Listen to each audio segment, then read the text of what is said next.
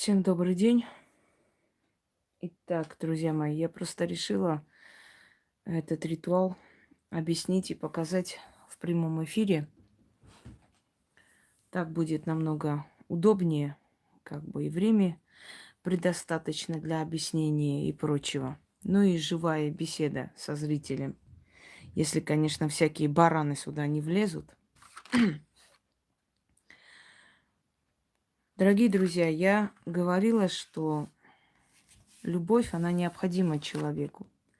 Любовь к родине, любовь к мужчине, если это женщина, любовь к ребенку, любовь к жизни. Любовь окрыляет людей и заставляет совершать поступки, на которые они раньше бы не решались. Но всякая ли любовь на самом деле полезна в этом мире? И всякая ли любовь окрыляет и дает веру в себя, в жизнь? Боюсь, что это не совсем так. Итак, я когда говорю женщинам, что не стоит плакать по предателям, не стоит плакать по мужчинам, которые не заботились о вас и не переживали за вашу жизнь и здоровье, меня воспринимают в штыки, не могут понять, почему я так категорична. Я вам объясню, почему. Дорогие друзья, женщины, которые верили мужчине, всецело отдавались ему, забывая о себе, всегда были в проигрыше. Всегда. История показывает, что женщины, которые поверили властимущим и решились с ними связать свою жизнь, в итоге оказывались на эшафоте. Могущественные женщины, которые любили и отдавали свое сердце мужчине, в итоге проигрывали свою империю, оставались ни с чем. Очень многие, скажем так, примеры в истории и жизни, и нашей жизни показывают, что есть любовь, а есть болезненная зависимость. Это такое некое рабство, которое тянет тебя в трясину и уничтожает. Вспомните Марию Стюарт, королева Шотландии, которая доверялась мужчинам. Сначала одному мужчине, потом второму мужчине. И в итоге оказалась в тюрьме на 18 лет, а потом уже пошла на плаху. Мужчины, которые отобрали ее трон, объявили себя королями. Мужчины, которые ее предали. Именно по этой причине Елизавета I английская очень боялась выходить замуж. Ни в какую не смогли ее уговорить за 44 года правления, чтобы она вышла замуж. Она все время находила какие-то причины для того, чтобы этого не делать. Роберт Дадли, который был ее другом детства, которому она очень безмерно доверяла, в любом случае она не вышла за него замуж. Когда он спросил ее, за что, почему ты не хочешь стать моей женой, ты же меня знаешь, она сказала, я не хочу потерять друга. Я обрету мужа, но я потеряю друга. Я не хочу потерять друга. Когда женщина могущественна, когда женщина сильна, вокруг этой женщины всегда ходят вот такие мелкие мужики, которые пользуются ситуацией. Дорогие друзья, э, женщина строит карьеру, женщина правит. Женщина в наше время, женщина правит своей жизнью, своей карьерой, оставляя своим детям много чего. Женщина добивается власти. Да в конце концов, мафиозные, извиняюсь, боссы, королевы мафиозного мира, женщины были такие, что любой мужик бы позавидовал их силе воли, как они правили умелой рукой. Но стоит женщине дать слабину и влюбиться – и она может все проиграть. И, как правило, многие из этих сильных женщин оказывались в тюрьме, оказывались под пулями киллера только после того, как влюблялись, как только верили мужчине. Верили и всецело отдавались. Я всегда говорю, любите, но не любите до такой степени, чтобы эта любовь вас уничтожила, проглотила. Не отдавайте себя всецело от и до 100% кому-либо, кем бы этот человек ни был. Все женщины, которые в своей жизни строили карьеру, поднимались, добивались цели, много раз теряли все, как только доверялись мужчине.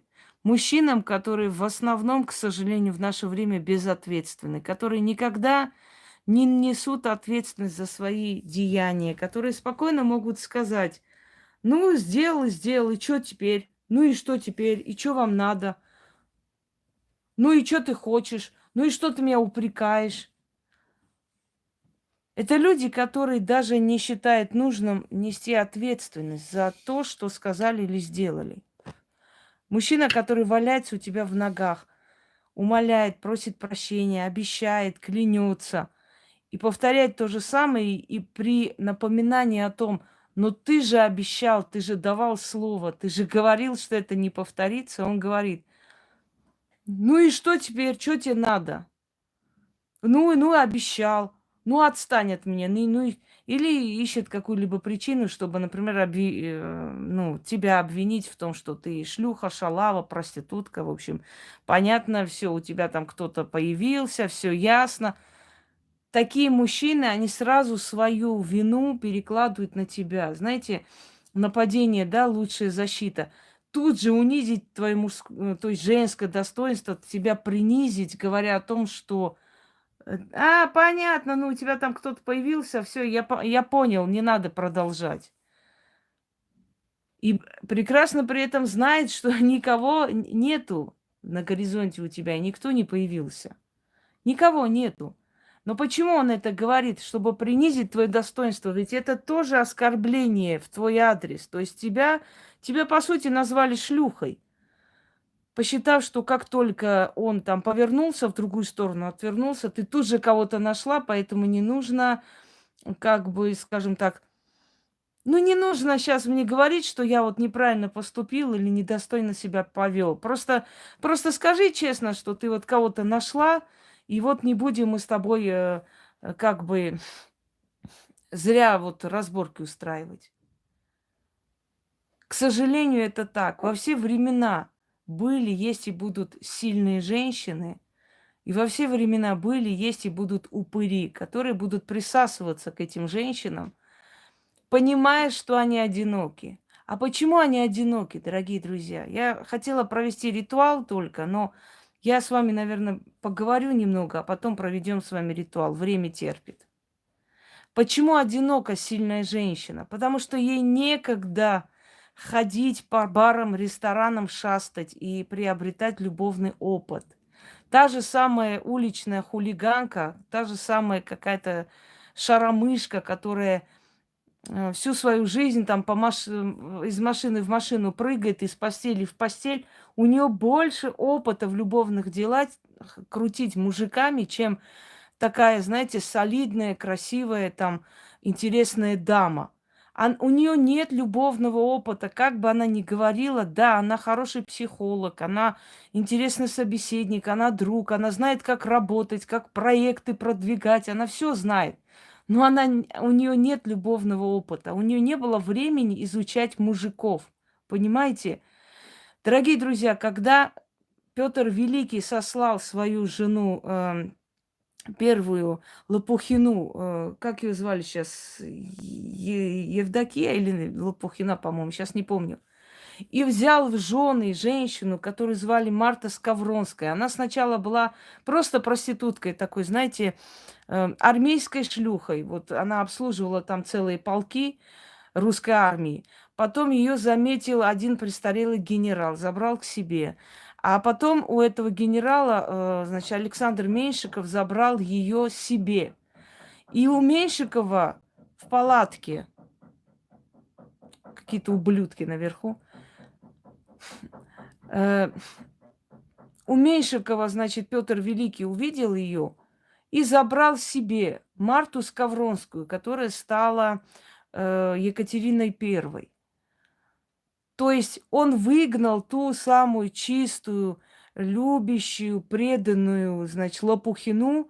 Потом рожденная от нее сына-то он добил, убил Алексея Царевича. А вот Марта Скавронская очень хорошо обосновалась. Она родила 11 детей, хотя выжили только двое. А почему выжили только двое? Потому что она от него не отвязывалась. Она с ним ездила во все походы. А беременной женщине в те еще времена, когда условия были совсем скажем так, не веселые, да, вот беременность проводить в походах, она шла с ним на походы, чтобы он не отвлекался на других женщин. Она отвлекалась на все его желания, на каждую его похоть. Она умела крутить мужиками. Она смогла свои сети кинуть царя, понимаете? Опытная проститутка. И она смогла стать императрицей России. Она стала Екатериной I. И ее дочь правила потом. Ее потомство потом правило Россией. Ну, о чем это говорит? Это говорит о том, что если женщина сильная, вы же не думайте, что она сильна на любовном фронте. Женщина умная и красивая, она вызывает страх, к ней боятся подходить. Всегда кажется, что у нее очень большие запросы. Хотя это может быть очень простая женщина. Она может быть очень, скажем так, очень душевный человек.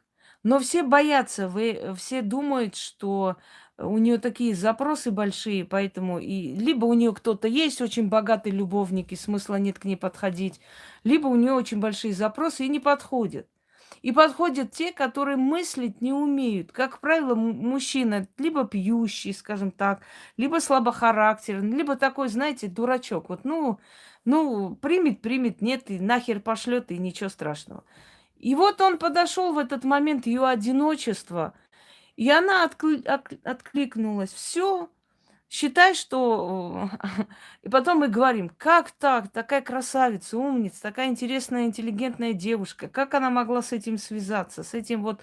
И вот этот образ мальчиш-плохиш и хорошая пай-девочка, она осталась вот так, знаете, врезалась у нас в историю.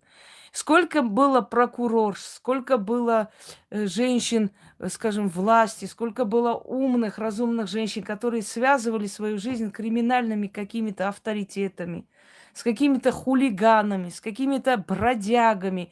В итоге они оказывались просто на улице, все теряли из-за них. По этим милициям, прокуратурам ездили, чуть ли не срок получали, они их подставляли, они чего только не случалось с разумными, достойными женщинами, которые позволила себе слабость полюбить.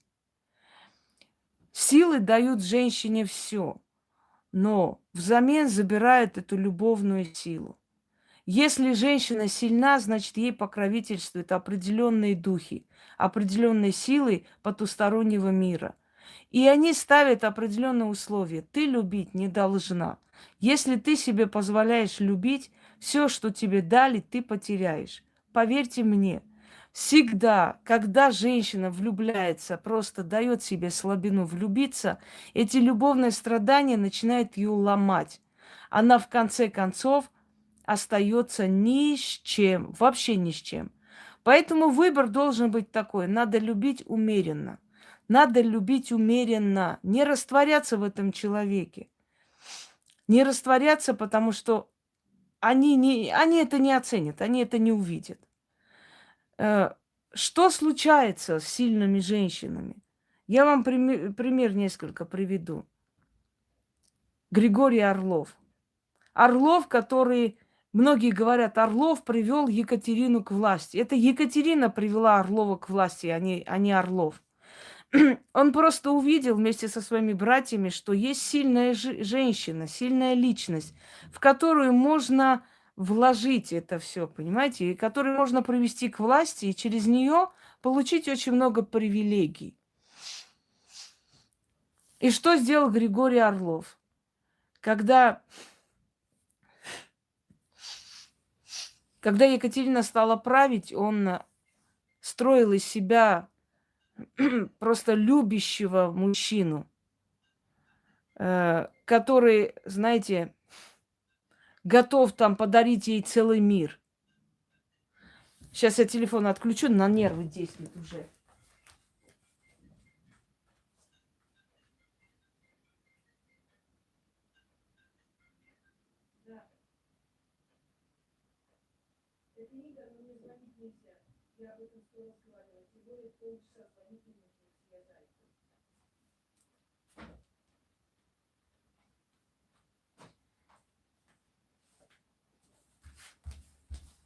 Звонит колхоз полчаса. Видишь, я не беру, значит, я занята. Достали. Так вот, когда Орловы привели ее к власти, потому что у них были свои интересы. А, у них были свои интересы, и они привели ее к власти. Но он изображал влюбленного. Он даже руки на нее поднимал. Он ее бил. Он ее принижал. Он говорил, что ты без меня никто. Ревновал. Он мог во время заседания там какого-то... привет, Леш. Во время какого-то заседания за руку взять ее там, потащить куда-то, то есть вывести из комнаты. И вот все эти действия она почему-то воспринимала как любовь. Она воспринимала эти действия как ревность, как собственничество. Когда ей говорили, что некрасиво и неправильно вообще позволять ему такие вольности, она улыбалась и говорила: ну это же Григорий, ну поймите, это же Григорий, ну он такой. То есть ей это нравилось, понимаете, сильная женщина, которая привыкла управлять. Ей так хочется, чтобы кто-то командовал ей, чтобы кто-то направлял ее, чтобы она чувствовала себя слабой женщиной. Хочется ей этого. Поэтому она вот такие подлости со стороны мужчины почему-то воспринимает как любовь, как любовную игру, как какую-то, знаете, как шутку, как проявление грубой любви и так далее. Не замечая при этом, что она мало-помалу, знаете, капля за каплей допускает и допускает как можно больше ему, и потом уже с этим ничего не сделает.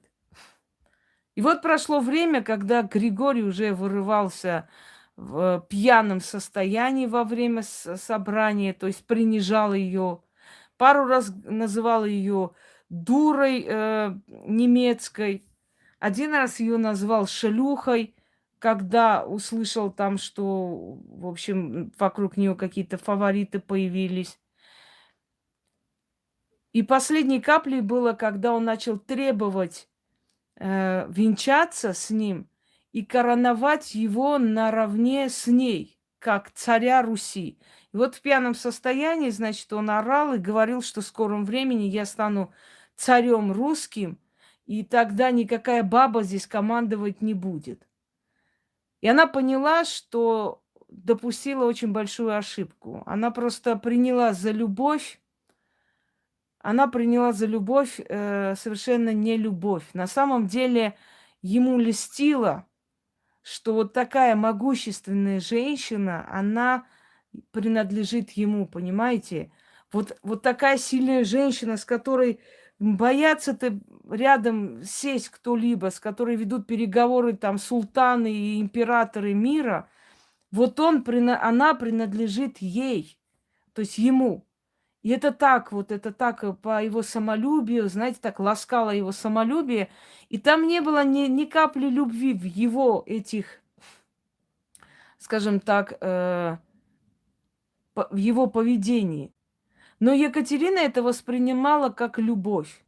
И когда он начал уже откровенно ей изменять с этими фрейлинами ее свиты, когда приходил пьяный, когда кричал, что да кто ты такая, чтобы командовать, ты запомни, я в скором времени стану царем Руси, и вот тогда мы с тобой поговорим и так далее, она поняла, что пришло время от него избавиться.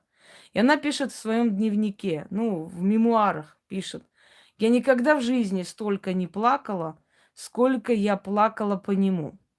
Я никогда в жизни столько не страдала. Она изгоняет его из дворца, в общем, издает приказ, чтобы его не пускали. Да, сама обманывалась, к сожалению. Издает приказ, чтобы его не пускали, ставить стражу возле своей спальни. Одним словом, отделалась она от него, подарила ему дворец, подарила ему все и отделалась. Прошло много лет, и когда она, проезжая как-то возле мостовой, увидела его абсолютно пьяном состоянии, который валялся в луже, и его пытались поднять, она сказала: эх, Григорий, Григорий, а ведь ты был моим рыцарем.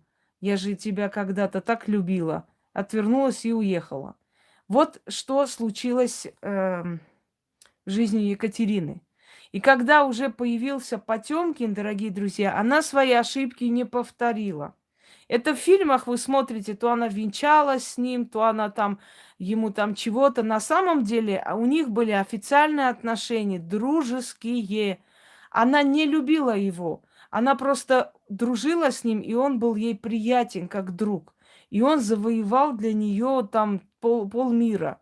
Потемкин.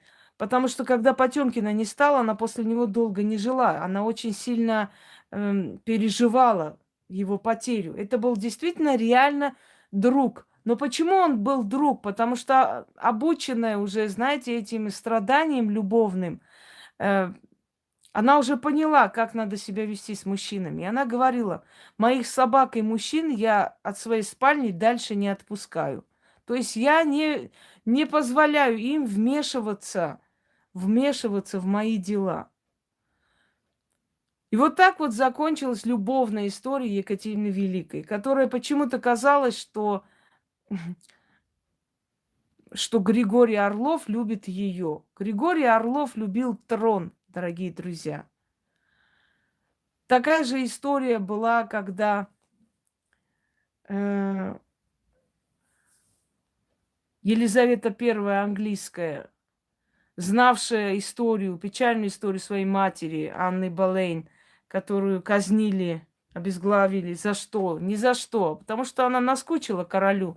Он слишком много отдал за то, чтобы быть с ней. Даже поменял чуть ли не веру Англии. Там пошел против католицизма и всего, но взамен получил капризную женщину, которая ревновала, которая хотела быть единственной и так далее. То есть, по мнению мужчины, она не оправдала его надежд, поэтому он от нее избавился. Просто избавился, обвинил там во всех смертных грехах, в инцесте, с 6 мужиками, там даже приписывали ей целый штат мужчин и так далее. Но это смешно, потому что в то время, дорогие друзья, скажем так, в то время не было личной жизни, и сейчас нет личной жизни у королей и королев, и они были постоянно под присмотром, знаете, слуг. И навряд ли она рискнула бы своим положением. Но вот он ей приписал это и, в общем, отправил на эшафот. И зная очень горестную историю своей матери, она боялась выйти замуж. И она так и не вышла замуж. Но когда она постарела уже в возрасте, женщина, кстати, она очень много уделяла внимания своей внешности. Елизавета блистала. Она была изначально такая симпатичная, но потом черная оспа изуродовала ей лицо. Она стала стареть, она стала лысеть. В то время гигиена не особо была на первом месте. Естественно, она и зубных-то врачей тоже не было. Единственная зубная практика — это когда вырывали у мертвых зубы и вживляли живым. Если только вот так лечили, больше никакого выхода не было. Или пилили, скажем, челюсти значит, черепа, да, и вставляли в рот. Ну, вот ну, скажите мне, в общем, как челюсть сейчас делают. И, естественно, у нее уже вид был не очень, и она не особо так приближала к себе людей, и очень долго готовилась к каждому выходу. У нее были шикарные платья, у нее были был очень яркий макияж, яркие парики и так далее. Она тем самым, в общем, закрывала свои все эти, да, закрывала все свои вот, ну, изъяны, минусы и так далее. И, ну, скажем, чем старше она становилась, тем больше ощущается одиночество. Понимаете, старые вот эти друзья умирают, советников нет, уже тех самых, да, фрейлины уходят. Все же свой срок жизни. И она оставалась одна. Она осталась одна, и она, видимо, тосковала просто, а ей хотелось близкого друга. Я вам говорю, когда человек занят какими-то делами, то правит государством, то правит фирмой. Это то же самое мало государства, знаете, мини-государство с проблемами. Когда человек поднимается, у него тысячи врагов, у него тысячи трудностей, у него тысячи проблем, у него это, то, ему надо там успеть, тут успеть, здоровье подводит. В общем, все надо успеть. И в это время у него нет времени особо поддаваться, знаете, изучению любовных каких-то там секретов, тайн и так далее. И когда в жизни появляется человек, то, как правило, сильная женщина привязывается к нему всей душой. И он становится для нее всем. Она его одаривает, она ему помогает, она становится его вот просто центром вселенной. Для него делает все в этой жизни. И вот что случилось с Елизаветой? Уже почти 40 с чем-то лет правления, она уже старая женщина, и появляется на горизонте некий такой граф Эссекс, который все время говорил ей комплименты. «Моя прекрасная королева, вы не должны столько работать, дайте нам своим слугам тоже вам в чем-то быть полезным». В общем, ей приятны были вот эти вот слова, знаете, такие льстивые слова слышать в свой адрес, тем более, что она и в детстве была лишена любви, отец там по женщинам бегал, и он как бы, скажем так, был занят личными делами, было не до дочерей, да, а потом уже няни, мамки, потом уже сестра была на троне, никакой любви, она все время его то в тюрьму сажала, то вытаскивала. Она прошла очень много трудностей в жизни, поэтому она нуждалась в любви как никто. И вот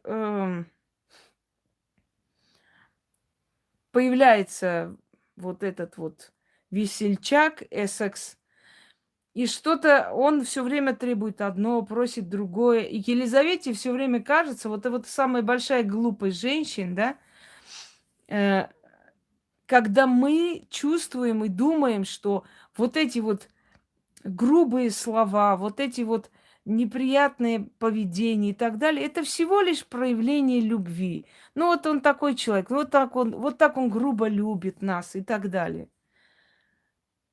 И он попросил, значит, сделать, то есть позволить ему, дать ему лицензию на торговлю винами. Вот он на этом разбогател. Потом еще просил, еще. И, значит, один раз нагрубил ей, после для того, чтобы попросить прощения, ушел давить восстание в Ирландию. Но он там ничего такого не сделал, наоборот, заключил мирный договор, вернулся, и Елизавета была в ярости. И когда он вернулся, он зашел в наглую к ней в спальню и увидел ее без парика, он увидел ее без красивых вот этих всех нарядов. Он увидел старую женщину, в принципе, старуху. Женщину, которая постарела намного раньше своего возраста, как бы она ни пыталась поддерживать свою красоту. И он вышел и начал везде об этом говорить, что она скрюченная, старая, лысая женщина, что она мерзкая, что она противная, что вы даже не представляете, какое у нее скрюченное тело. Вот до Елизаветы это все дошло. И она сказала: я сейчас себя чувствую не королевой, я чувствую себя старой идиоткой, которая поверила, что ее могут любить. И она приказывает его арестовать. Когда он об этом узнал, он забаррикадировался у себя в замке и начал, значит, выводить народ против нее. Начал говорить о том, что она старая блудница, что она недостойна править, и надо вообще выйти против нее. Он кинул клич, чтобы люди вышли против Елизаветы. Но к своему как бы удивлению люди отказались выйти против королевы, потому что это была та королева, которая победила могущественную Испанию, которая правила мирно. Ее вообще называли добрая королева Бесс.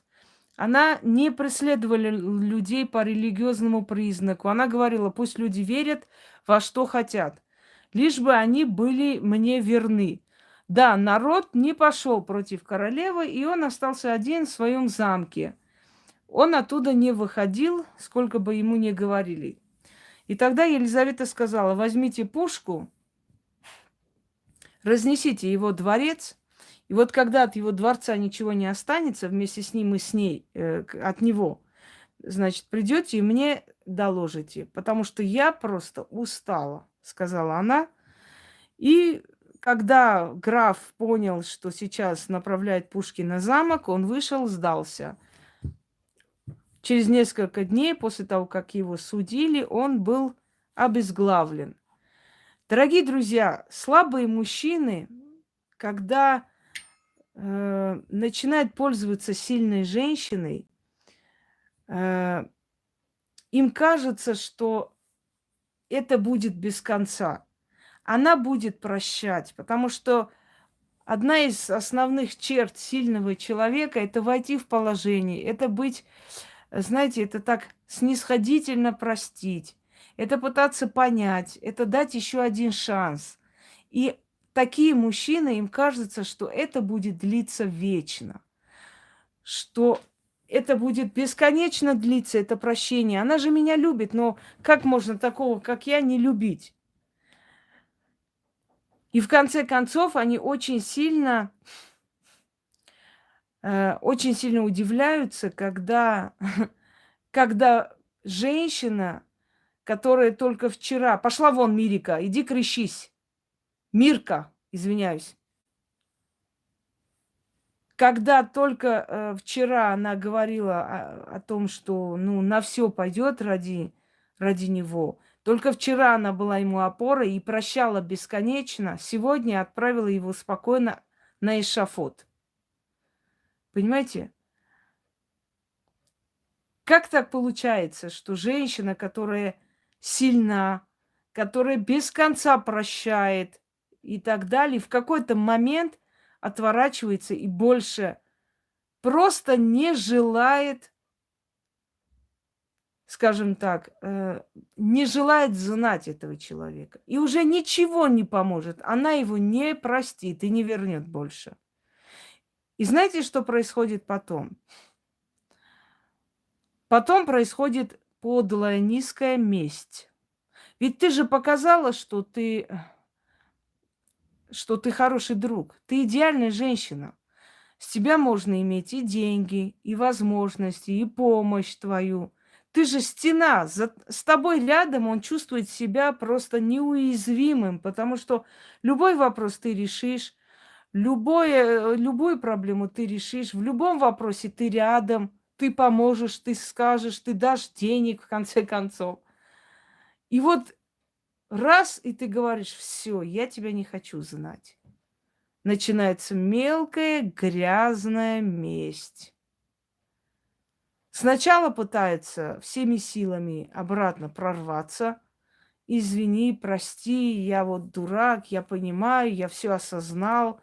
Потом начинается, я понял, у тебя кто-то появился, так бы и сказала, что ты там кого-то нашла, зачем ты мне там мозги делаешь, что я нехороший.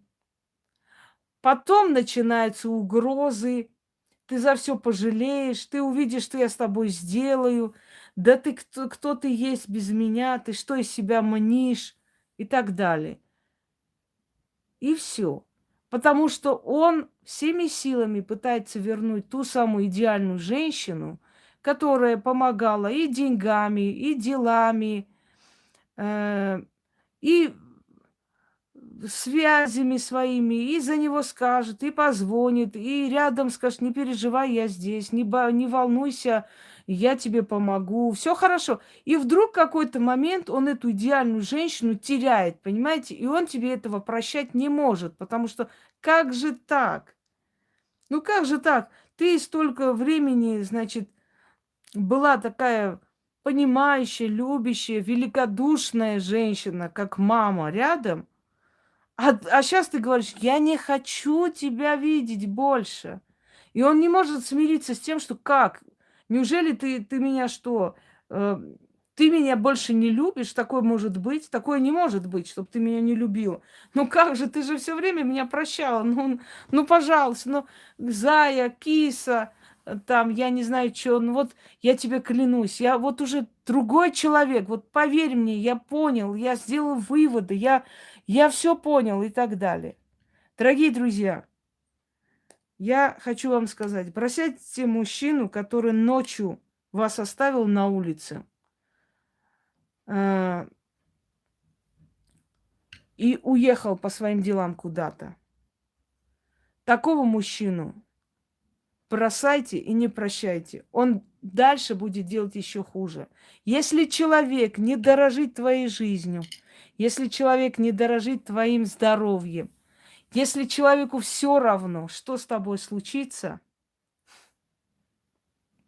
он тебя любить не может. Не нужно себя утешать иллюзиями. Нам просто очень сильно не хватает любви.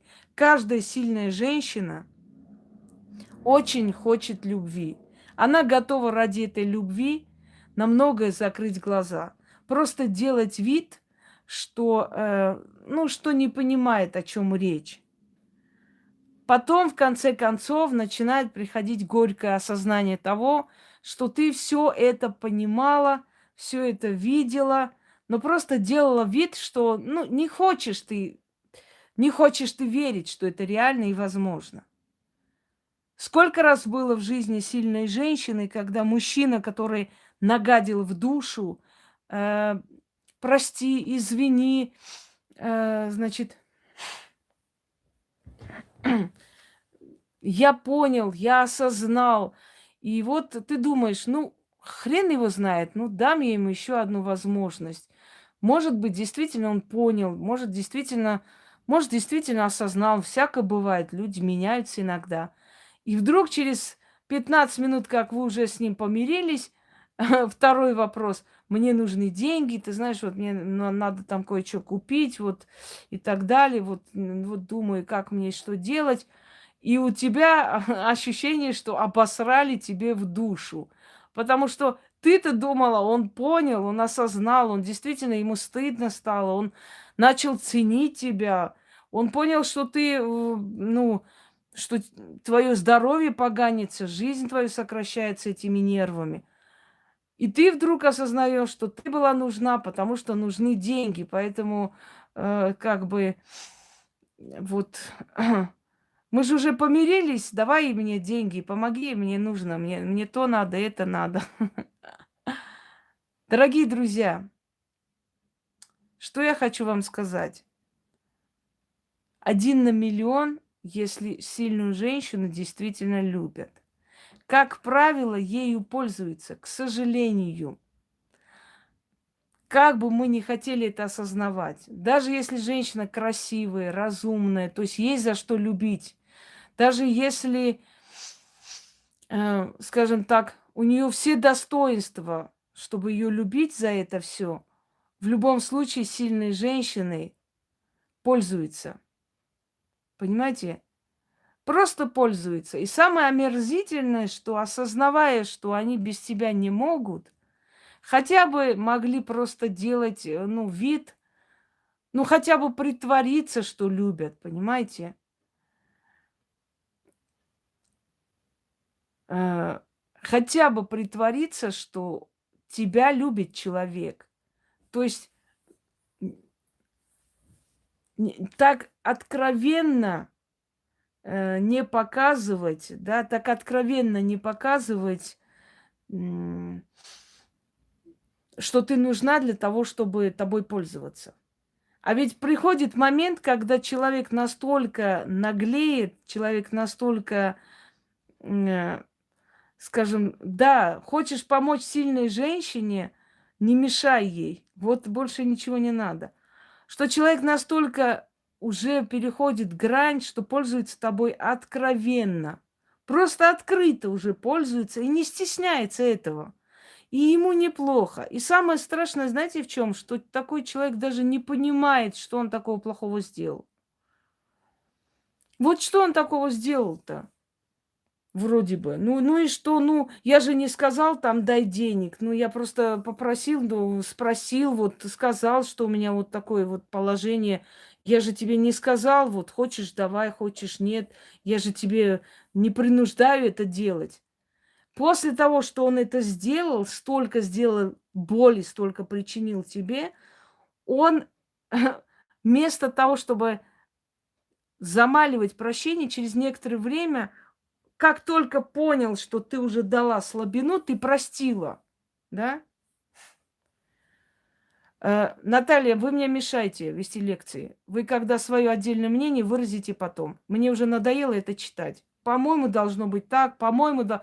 По-вашему, должно быть очень хорошо. Здесь, по-моему, я пока что рассказываю. Будьте добры, не вмешивайтесь сюда. Так вот, то есть человек даже не осознает, что тем самым оскорбляет тебя.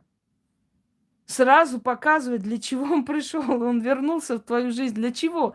Ты-то радуешься, думаешь, ой, ну наконец-то, наверное, понял, наверное, осознал. Надеюсь, он уже действительно пришел к тому выводу, что ведет себя омерзительно. И человек тут же, ну, в общем, мы помирились, все хорошо, вот я тебе обещаю, вот больше такого не будет. И вот, ты знаешь, я там вот должен, вот кому-то там что-то надо было, вот не успел. То есть он пришел к тебе. Нет, Наталья, я не тебе написала, Олейник. Я не тебе сказала.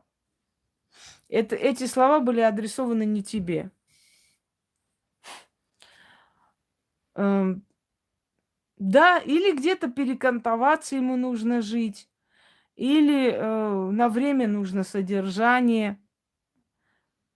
Или вот ему льстит, вот как бы, что рядом есть сильная женщина, которая может помочь. Ну, в конце концов, он рядом с тобой чувствует себя в безопасности, поэтому ты и нужна, и более никак. А ты-то, старая дура, думала, что он любит, он все осознал, он понял, он как бы раскаялся, он хочет по новой начать и доказать тебе свою любовь. Понимаете?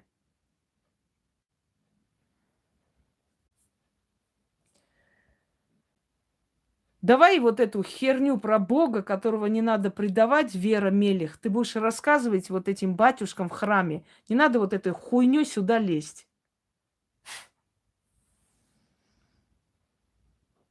Так вот, дорогие друзья,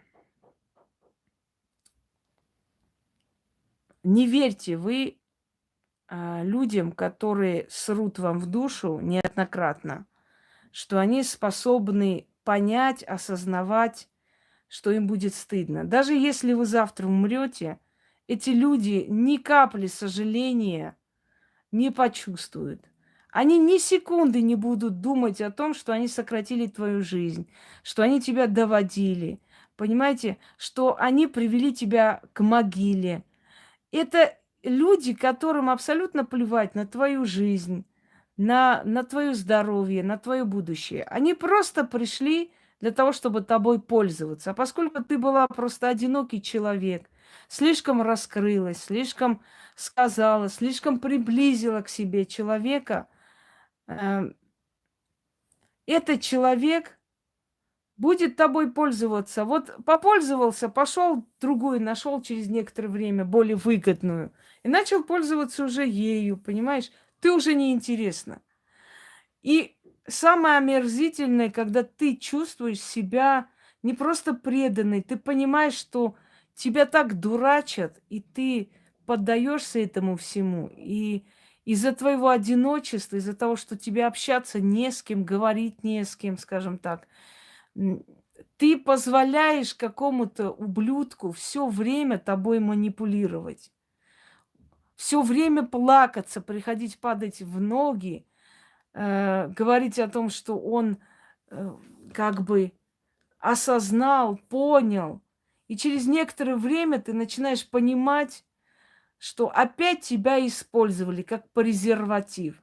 И самое омерзительное, когда такие мужики, как только ты перестаешь им помогать, их истинное лицо открывается. Да кто ты такая? Да ты на себя в зеркало посмотри. Да ты что думаешь, что тебя любить можно? Да, вот он еще принизит тебя настолько, чтобы тебе вообще жить не хотелось в этом мире. Такие мужчины, они не будут ценить ничего, дорогие друзья. Что бы вы для них ни сделали, купите вы для них дом, подарите вы им там украшения, я не знаю, будете ли помогать его семье, ему, что бы вы ни делали для этого человека, этот человек это рассматривает как плату за свою, знаете, любовь. То есть он настолько необычный мужик, он такой не похожий на других, что ты вот прямо готова вот все это сделать, и что это плата за то счастье, которое он тебе дает. Он это не смотрит и не ценит, то есть он не считает, что это благородный поступок с твоей стороны. Он не считает, что ты достойный человек, что ты помогаешь ему, что ты друг. Нет, он считает, что это нормально. И ничего такого ты не сделала. И вы знаете, самые омерзительные слова этих мужчин? Да тебе вернут. Ты че думаешь, вот ты мне прям помогла и все, что ли? Да тебе вернут. Да тебе вот, я могу тебе все это вернуть. Можно подумать, я тебе за короткое время до 10 раз больше заплачу. Просто мне было тяжело в жизни, ты мне помогла. И что теперь ты думаешь, что я тебе это не отдам? Никогда в жизни не надейтесь от таких тварей слышать благодарность. Этого не будет. У них нет понятия благодарности. Понимаете? У них нет понимания благодарности. Это люди, которые никогда в жизни тебе не скажут, какой ты хороший человек, ты мой друг, я тобой горжусь. Или что-нибудь наподобие. Дорогие женщины, не покупайте любовь. Пускай они стараются для вас, а не вы для них. Потому что они это ценить не будут. Поверьте мне, они не оценят это. Они понятия не имеют, что такое любовь. И им это не нужно знать. Они не для этого пришли, чтобы дать вам эту любовь, чтобы быть с вами рядом, чтобы вам помочь. И каждый раз после того, как вы пытаетесь с ним расстаться, каждый раз у вас в душе ужасающая пустота. Вы понимаете, что вы проигрываете. Очень-очень сильные женщины жутко страдали от любовных мук. Хотя никто не видел. Они были просто на виду. Они были знаменитые, сильные личности, которых все боялись. Но они жили с пустой, опустошенной душой. Потому что знали, что эти мужики, которые рядом с ней, они никогда в жизни что у них нет любви к ним, понимаете? Они чувствовали, понимали, что их используют. И это было очень больно. И они отдавали этим мужчинам деньги, лишь бы они отстали, лишь бы они дали работать, лишь бы не мешали. Знаете, что самое омерзительное?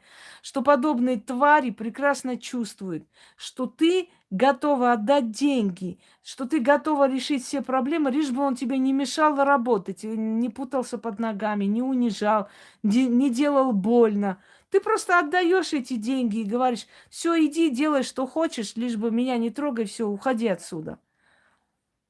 И они уже поняв, как с тебя можно поиметь, они начинают уже давить на это, понимаешь? Они уже начинают принижать твое женское достоинство. То есть они поняли, как можно с тебя поиметь, понимаете? Э, И они уже на это давят. Они уже взяли курс полный ход. Теперь они знают, как себя можно взять. Они знают, что надо тебе говорить пару ласковых слов, надо тебе поклясться, что дальше это не продолжится, надо тебе сказать, что ты замечательный друг. И самое интересное, когда говорят, э, ты же знаешь, что я тебя люблю. Ну, что бы ты там ни говорила про меня, да, я грубый, я такой сякой. Они свою мерзость, они свою мелкую душонку, подлость называют грубостью. Не понимают, что грубость это совершенно другое, понимаете? Здесь не грубость, здесь дешевость души, дешевость. Ну ты же понимаешь все-таки, вот признайся, ты все равно знаешь, что я тебя люблю. И да, я по-своему люблю, да, я вот такой человек, да, вот такой я грубоватый, нехороший, но все равно же ты знаешь, что я тебя люблю. А в чем эта любовь проявляется, так мы и не поняли. Когда тебя больную могут настолько достать, до такой степени довести, что ты уже готова просто взять и сказать, на, возьми вот эту карту, забирай, делай, что хочешь, трать все деньги, только оставь меня в покое. Я хочу спать, я хочу полежать, мне плохо. Когда человек знает, что тебе плохо, и тебя можно довести, и с тебя получить деньги, потому что ты не можешь больше уже сопротивляться и бороться, тебе нехорошо. Оставь меня в покое, что тебе надо? Ты хочешь поехать куда-то там покуролесить? Возьми, иди от меня, уходи от меня. И не трогай меня, понимаете? Значит, вот возьми все, что ты хочешь, и оставь меня. И он это знает, потому что эти твари сразу привыкают. Дорогие друзья, они сразу привыкают, как можно тебя вот раскрутить и забрать. Им кажется, что ты не понимаешь ничего. Да все ты понимаешь, и все ты знаешь. Ты понимаешь, что тобой пользуются. Ты прекрасно все это видишь и осознаешь. Это не говорит о том, что ты не понимаешь этого. Это говорит о том, что ты готова на все, лишь бы ты убрался просто. Меня не трогал. Понимаете? Значит, абсолютное безразличие к тебе. Знаете, что женщина не прощает? Безразличие. Абсолютное безразличие к тебе, к твоей жизни, что с тобой будет. Читай, Андрей, и узнаешь, какая тема. Читай. Читать умеешь? Абсолютное обесценивание всего, что ты для этого человека делаешь. Он может взять твои деньги, поехать куда-нибудь, эти деньги где-нибудь пропадут. Он придет, скажет, я не знаю, мне еще надо. Вот, я не знаю, куда я дел. Этому человеку все равно, что ты будешь есть, как ты будешь жить. Ему абсолютно это не интересно. Но при всем этом этот человек тебе все время упорно твердит: я тебя люблю, я тебя никому не отдам, э, я там, если узнаю, ты с кем-то, не знаю, что сделаю. Это трусливые шакалы и больше никто. И в этой жизни лучше быть одной, чем рядом с таким человеком. Запомните. Никому не нужные они остаются, да. И они потом перед смертью спрашивают, вот за что мне вот, я всю жизнь вот там, всю жизнь хотел вот любящую душу и так далее. Вот зачем, почему вот я так вот, так и умру, ничего. Потому что ты тварь, понимаете?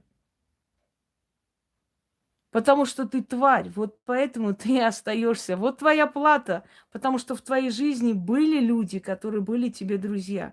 Дорогие друзья, такая любовь, такая проклятая любовь, она высасывает все соки. Она просто, знаете, женщина перестает собой заниматься.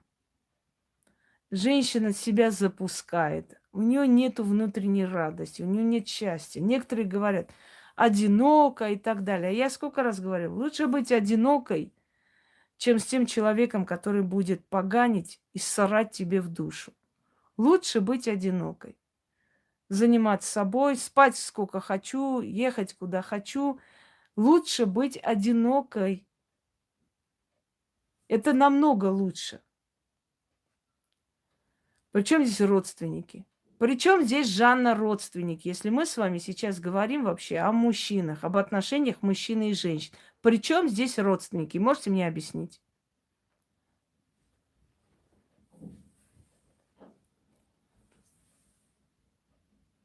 Что происходит в жизни? Ты в какой-то момент садишься и начинаешь делать, знаете, подводишь итог всего, что ты получила от этой любви.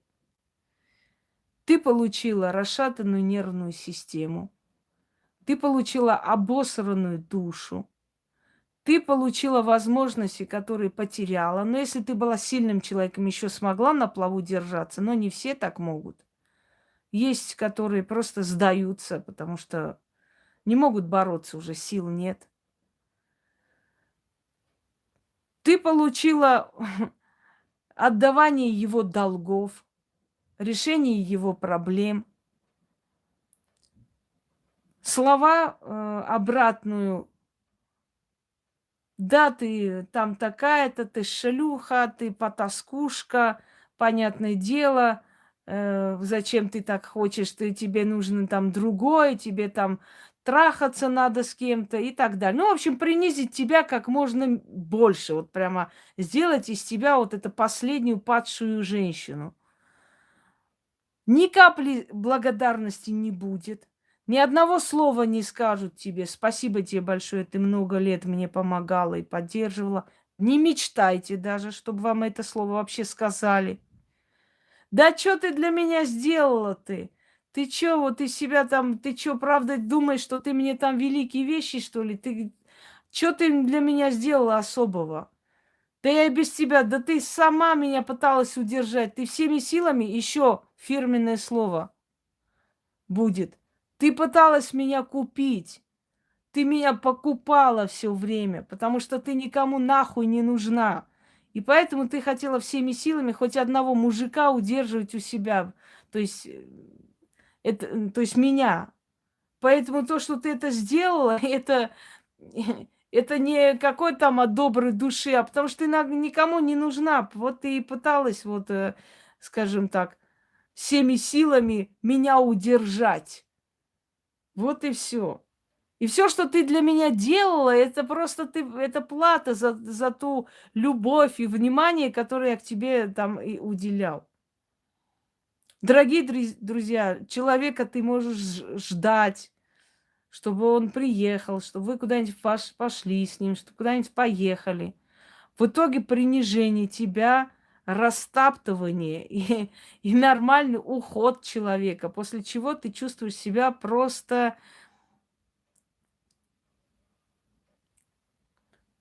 ну, просто такое чувство, что, то есть обосрали тебе в душу, скажем так. Это не закомплексованные люди, это ублюдки. Ублюдки, которые очень хорошо и очень профессионально умеют находить женщину, которая сильна, полезна, одинока и очень хорошо умеет пользоваться этой женщиной. Потому что, еще раз вам говорю, что такие люди целенаправленно это делают. Они прекрасно осознают все, дорогие друзья. Они отлично все понимают, что они делают. Они просто пользуются этим. Пользуются, потому что понимают, что, ну, одиноко человеку.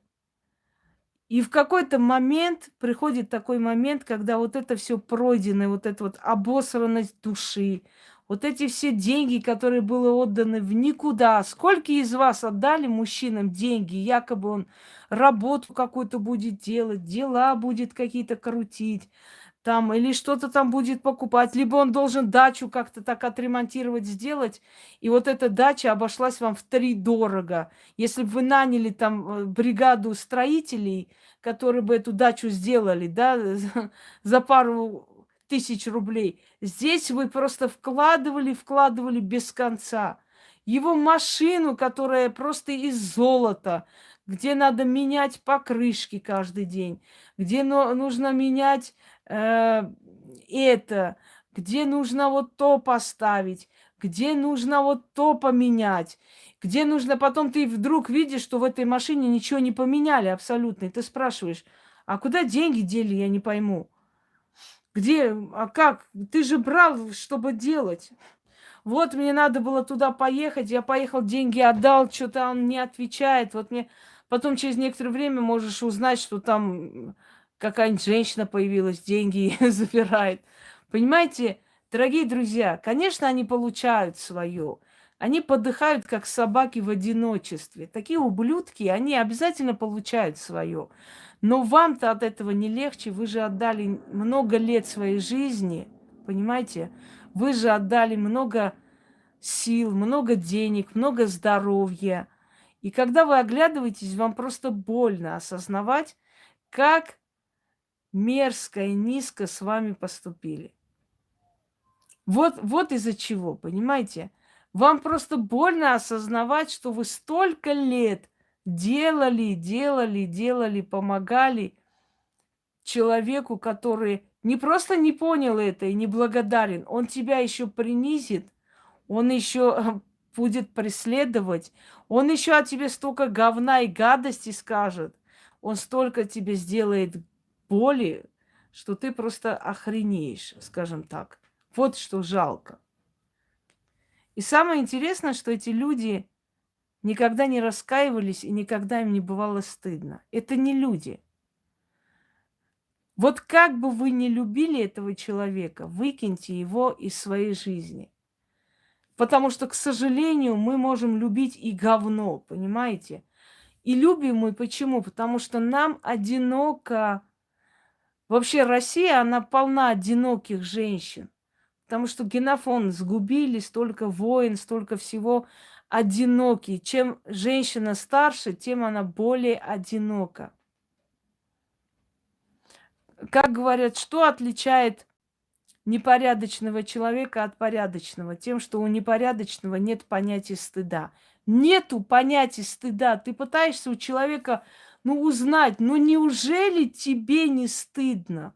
Просто вот ты такое сделал, тебе не больно, не стыдно, ты не ты никогда себя ни в чем не винишь, ты никогда не критикуешь себя. Неужели тебе совсем не стыдно за то, что ты делаешь?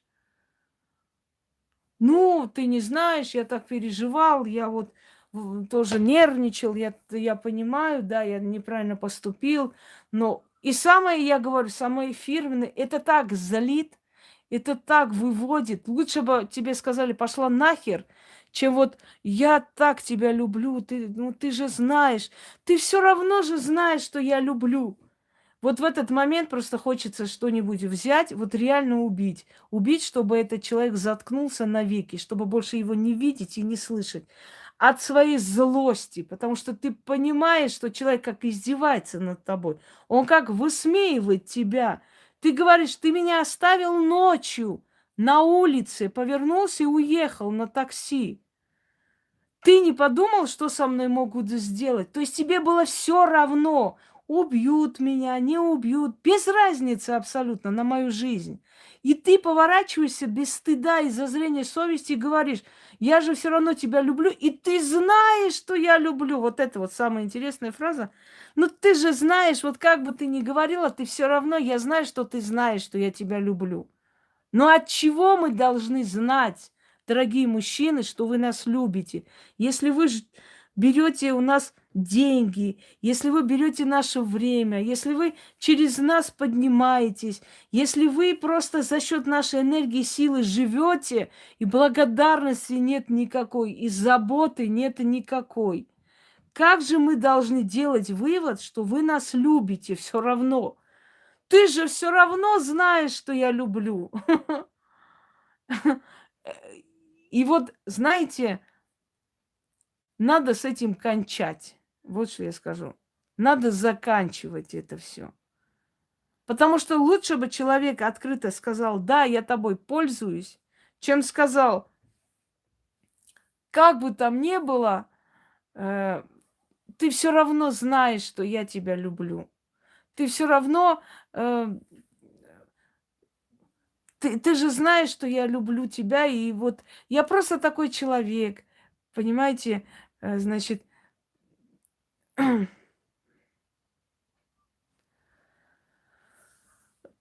просто я грубый, да, вот я такой-то и так далее. Но у нас неправильное представление о любви. Любовь это не тогда, когда тебе говорят, помоги мне деньгами, помоги мне этим. Любовь это не тогда, когда тебя на улице оставляют. Любовь это не тогда, когда ты лежишь, помираешь, а человек над душой стоит, говорит, дай мне денег, мне надо туда поехать, сюда поехать. Не это есть любовь, дорогие женщины. Любовь это когда человек ты болеешь, а он на цыпочках дома ходит, чтобы ты не проснулась, чтобы ты выспалась. Любовь– это когда человек сам приносит тебе подарки, дарит, сам говорит, поехали с тобой куда-нибудь тебя отвезу, чтобы ты поразвеялась. Любовь– это когда человек тебе дает крылья, дает желание жить, когда он с тобой сидит, когда он тобой гордится, когда он тебя обнимает, когда он тебе говорит приятные слова, когда он говорит, я тебя не оставлю, не бойся. Любовь существует. Вы не думаете, что любви нет, но большинство из нас приняли за любовь вот именно вот это вот мучение, которое к любви абсолютно никакого отношения не имеет. К сожалению, нет отдачи, понимаете? Мы не против делать для них.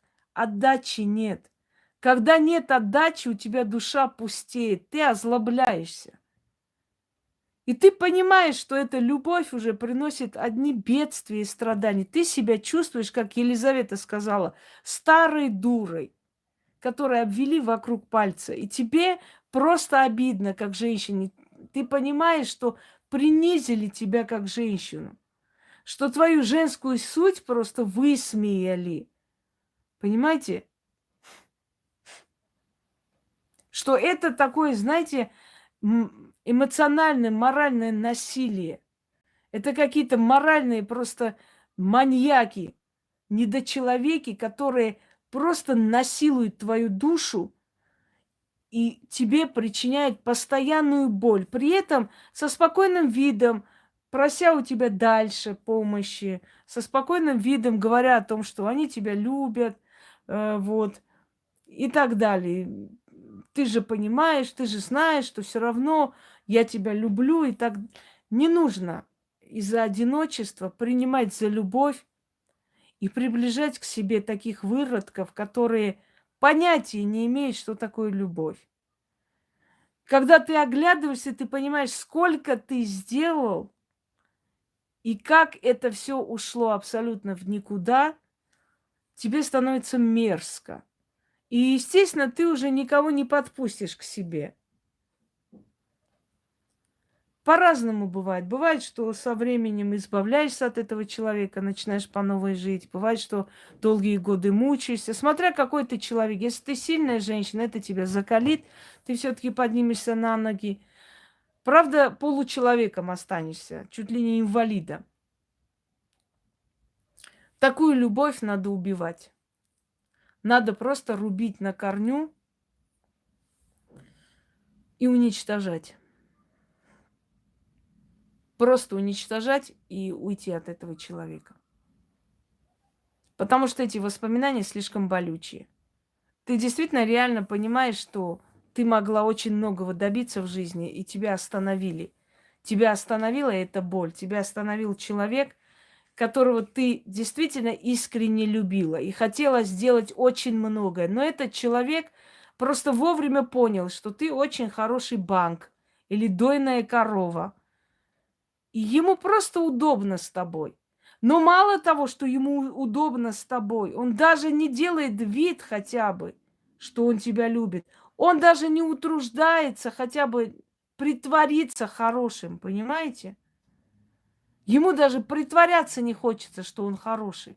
Он просто хочет открыто, нагло тобой пользоваться, ломать тебе жизнь, принижать тебя, сделать тебя слабым, несчастным, непонятным, никчемным существом и спокойно жить дальше. И когда тебя не станет в один из дней, он дальше пойдет жить своей жизнью, но тебя уже не станет.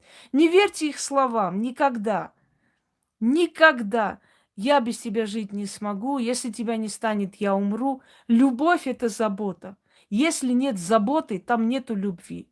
Если заботы нет, там нету любви. Если человек вас на улице оставляет, спокойно куда-нибудь уезжает, он любить не может тебя. Ты же не оставишь его на улице одного и не уедешь из-за каприза или из-за чего-то. Ты же его не оставишь. Всегда ставьте себя на их место. Ты бы оставила его? Нет. Ты бы не переживала всю ночь, куда он делся, что с ним. А он не переживал, ему было плевать. Он утром позвонил и сделал вид, что ничего не помнит. Что ну было, ну ладно, не обижайся, ну хватит. Мы относимся сами к себе пренебрежительно и удивляемся, почему к нам такое отношение. Мы себя не ценим, не любим, поэтому они тоже не любят и не ценят. Если человека один раз оставили ночью на улице, в беспомощном состоянии, значит, ему было насрать, что с тобой случится. Значит, после этого прощения быть не должно. Но мы же прощаем, дорогие женщины, мы же прощаем. Мы находим тысячи причин и прощаем. Почему? Потому что нам хочется просто любви. Понимаете, мы одиноки, нам тяжело одиночество. Вот одиночество, просто от одиночества мы прощаем таких ублюдков. И забываем, что они сделали. Прощаем, прощаем. Все говорят, я бы не простила. Прощаем. Много раз придут плакать. Я не помню, у меня такое бывает, у меня бывает такое затмение. У меня вот после операции или после аварии вот иногда на меня находят. Я вот, как же я так мог, какая же я скотина. И они очень любят себя ругать. Вы уж не думаете, что они говорят, нет, я хорошая, а ты плохая. Нет, я такая тварь, я знаю, извини, прости, вот ты же настоящий друг, ты можешь понять. Вот да, вот я даже не знаю, что на меня нашло, как такое может быть. Ну вот так вот получилось, я вообще не, я в шоке сам от себя. Он так тебя убедит, что он не помнит, и что он такой вот дурак. Ну как же так может быть? Ну почему же так вот случилось и так далее. И это повторяется в следующий раз еще грязнее, еще хуже, еще страшнее, понимаете? И в конце концов ты начинаешь понимать, нет, ну это все, это должно закончиться, потому что привыкший вечно, что ты простишь и ты поможешь, вот такая мразь рано или поздно уже так привыкает, что ты просто понимаешь, что нашелся некто, кто просто тобой манипулирует. Без стыда, без совести, спокойно и прочее. Но есть одна особенность у сильной женщины. Она может очень долго прощать и помогать, и сочувствовать. Но если она сказала «нет», конец, больше обратной дороги не будет. И подобные твари потом начинают стучаться к тебе всю жизнь. Понимаете? Угрозами, слезами, через людей, через еще кого-нибудь. Они начинают всеми способами уже к тебе проситься. Потому что в один момент, дорогие женщины, у сильных женщин заканчивается терпение, и ты для них уже умершая душа.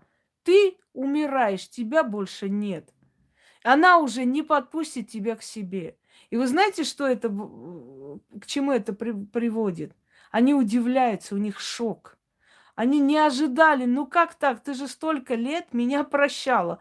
Как же, почему сейчас не прощаешь? Ну какая разница? Чем этот случай отличается от тех случаев? Ну чем отличается? Ну ты же всегда прощала. Ну зая, ну киса.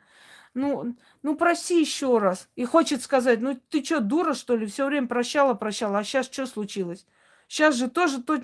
Ну, и я и сейчас так же по-скотски себя повел, как раньше. Ну, раньше же прощала. А в чем проблема? Чем этот случай отличается от других случаев? Да?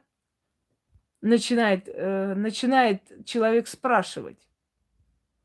А вот чем отличается, я вам скажу. Отличается тем, что чаша терпения заполняется. Вот чем отличается. Последняя капля, слышали? Последняя капля закрывает все. Просто чаша терпения заканчивается. Она наполняется. И больше этот человек для тебя ничего не значит.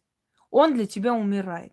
Он реально умирает. И что бы он сейчас ни делал, вот он по старому сценарию, как привык, да, падать на колени, просить, угрожать, там, принижать, ну, в общем, всеми силами обратно к тебе в жизнь прийти. И вот он пробует то же самое еще раз сделать. Ну, как бы метод же уже проверенный, да, должно бы пройти, по идее.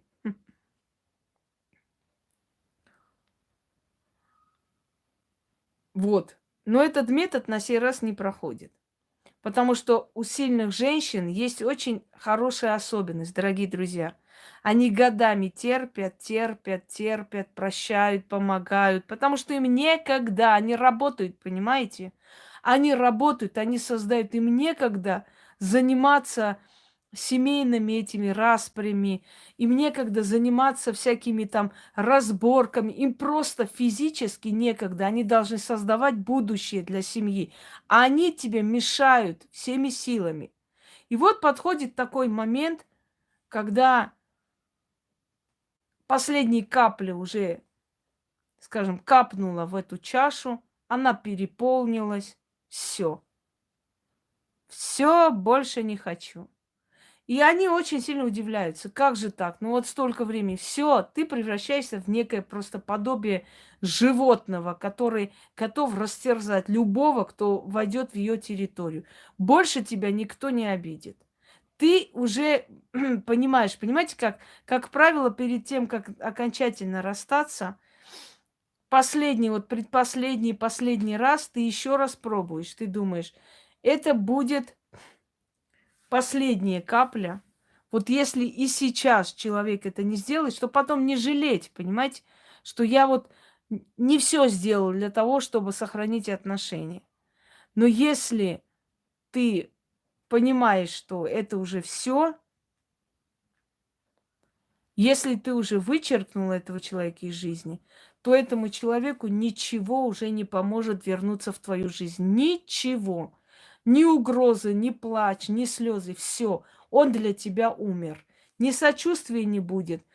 Абсолютно ничего. Так что вот как Елизавета I сначала прощала, прощала, прощала, а потом сказала: возьмите пушки и разнесите его особняк. А потом, когда он сдался и опять просился к ней, хотел там упасть на колени, просить прощения, она сказала: завтра утром он должен быть казнен. Все, все, дорогие друзья, вот так и случается. Поэтому, если чаша переполнена, это заканчивается. Они очень стараются эту чашу переполнить, очень стараются, всеми силами. Казалось бы, есть у тебя сильный друг. Казалось бы, есть поддержка, есть помощь, есть помощь и материальная, есть помощь и моральная. У тебя рядом сильный настоящий друг. Зачем ты унижаешь этого друга? Зачем ты принижаешь этого друга? Зачем ты абсолютно безразлично относишься к жизни этого друга? Зачем ты срать хотел на ее жизнь, на ее карьеру, на ее имя? Зачем ты всеми силами унижаешь этого человека? Зачем ты срешь в его душу? Хотя бы ради интереса сделай, то есть ради своих интересов сделай вид, что любишь, хоть вид сделай, хоть играй в хорошего человека. Нет, зачем? Зачем это нужно? Они же поняли, ты одинока, тебе тяжело, ты будешь делать все, чтобы он был рядом. Так вот, вы плохо знаете женщин, особенно сильных, властных женщин. Очень плохо знаете. Они могут одаривать, они могут отдать все, но как они тебя возвысили, так и принизят. И вот от этой любви и от этого сострадания по отношению к тебе не останется и следа. Даже следа не останется.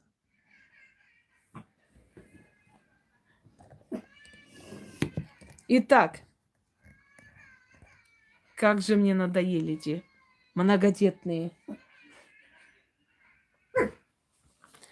Я хочу вам подарить один ритуал. Да, ничего не случилось, орут там, пока соберутся гулять. Пуся, этот ритуал поможет вам быстрее закончить это все. Сделайте это несколько раз в неделю, пока вам не полегчает и не уйдет. Вам нужен черный лоскут ткани, кусок мяса, 4 пятака, нож, значит, спички и вода в емкости. Потом внизу напишут текст полностью, что нужно.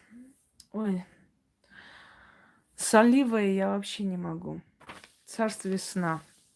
Какое-то состояние ужасающей сонливости.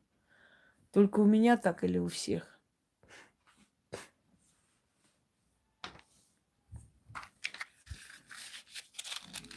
Итак, темная свеча. Я вас уверяю, что эта любовь очень быстро успокоится в вашей душе. Берете нож, вот так держите и говорите: раскаленным железом и священным пламенем огня я выжигаю эту ненужную любовь, вырываю с корнями из сердца. 6 раз. Раскаленным железом и священным пламенем огня я выжигаю эту ненужную любовь и вырываю с корнями из сердца.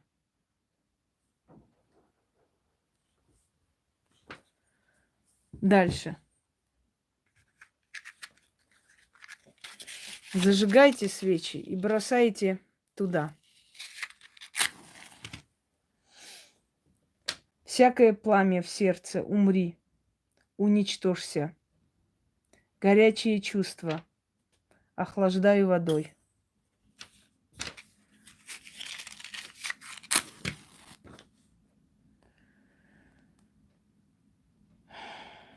Пламя гашу волной океана. Этот костер погаснет во мне во веки веков. 6 раз это скажете, зажигая спички. Потом умыться этой водой, умойте руки, лицо и скажете: вместе шли, да разошлись. Тоже 6 раз говорите и умывайте. Внизу там, когда напишут, все объяснение будет. Сделайте это все, потом возьмите мясо, заверните в эту черную ткань, несите и похороните под деревом. И когда будете хоронить под деревом, скажите: мясо гниет и разлагается, а любовь пусть умрет, и союз распадается. Отвернитесь, идите к перекрестку. Да, это такая процедура непростая, но не очень сложная, но помогает. К перекрестку положите 4 пятака на все 4 стороны дороги и говорите: 4 пятака 4 бесам отдаю. Договорю им: растащите эту проклятую любовь на все 4 стороны света. Заклято.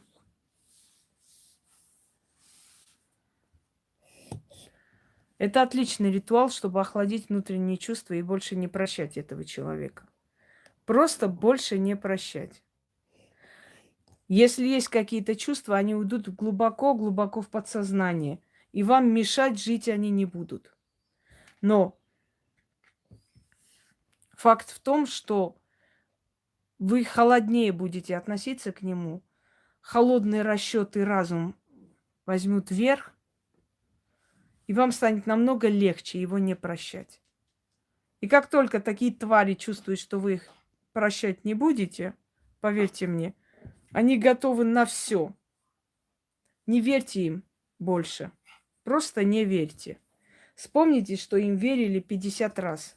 И все заканчивалось одинаково. Растащат вашу любовь по всему миру бесы. Даже не сомневайтесь. Можно делать любой день, хоть сейчас. Я хочу сказать спасибо за розы. Правда, мне не было написано, кто подарил. Поэтому я выставила, просто поблагодарила. Спасибо. Я люблю красные розы. Живите, дорогие женщины, просто живите, потому что с такими скотами жизни нету. Вы скоро перестанете улыбаться, а этого не должно быть. Просто живите. Когда царица Тамара сделала своего супруга Юрия Боголюбова соправителем, через некоторое время он начал ее принижать, унижать, а потом собрал войско и пытался ее свергнуть и сам занять престол Грузии. Представляете? Вот так вот. Любой мужчина, который рядом с властной, сильной женщиной оказывается, первое, о чем он думает, надо ею попользоваться. Вот и все. Это все, о чем он думает. У него нет понятия, надо ей помочь, надо ее любить, надо к ней хорошо относиться, надо ее беречь. Нет, надо попользоваться, пока есть момент. Понимаете? Давайте еще раз прочту полностью и объясню. Значит, берете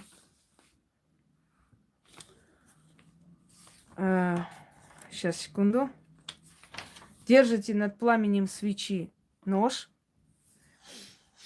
лезвие ножа, и говорите: раскаленным железом и священным пламенем огня я выжигаю эту ненужную любовь, вырываю с корнями из сердца. 6 раз. Второе. Спички зажигайте, бросайте в огонь, читая. Тоже 6 раз. Всякое пламя в сердце, умри, уничтожься. Горячие чувства охлаждаю водой. Пламя гашу волной океана. Этот костер погаснет во веки веков. Потом идете умывать руки и лицо. И говорите 6 раз, пока умываете. Вместе шли, да разошлись. Заворачиваете мясо в черную материю, уносите и хороните под деревом. Закапывайте со словами: мясо гниет и разлагается, а любовь пусть умрет, и союз распадается. 4 пятака относите на перекресток, по всем дорогам раскладывайте на 4 дороги и говорите: 4 бесам отдаю 4 пятака. Да говорю, растащите эту проклятую любовь на все 4 стороны света. Заклято. Повернитесь на каждую сторону перекрестка и скажите. И уходите. Все. У вас улетучится это чувство, оно не будет так, скажем так, мучить вас. И вы почувствуете намного больше облегчения. По крайней мере, эта способность вечного прощения не будет.